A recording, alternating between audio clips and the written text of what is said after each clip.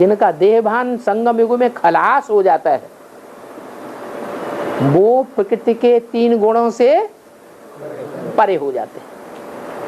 उनके ऊपर फिर प्रकृति का कोई चाल, न माया की कोई चाल चलती है और न प्रकृति के 5 रावण के जो सिर हैं उनकी कोई चाल चलती है।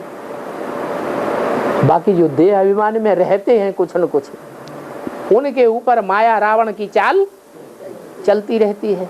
वो इन प्रकृति के 3 गुणों से प्रभावित होते रहते हैं।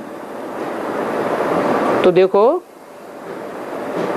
एक ही तरीका बाप बताते हैं, इस देहभान को भूल जाओ।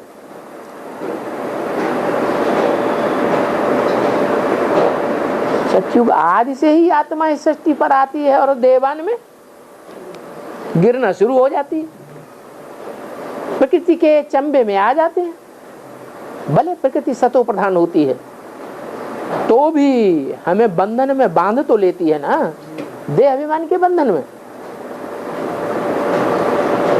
तो प्रकृति सारा कार्य करवा रही है या हम कर रहे हैं? प्रकृति ही सारा कार्य करवा रही है। प्रकृति के 3 गुण सत रज तम, वो सदैव इस सृष्टि पर 5000 साल काम करते रहते हैं। मनुष्य क्या समझता है? देह अभिमानी मनुष्य समझता है हम कर रहे हैं। तो इस शरीर को भूल जाना है। वेद का बाप कहते हैं अब अशरीरी बन जाओ। और दूसरा कोई तरीका नहीं है।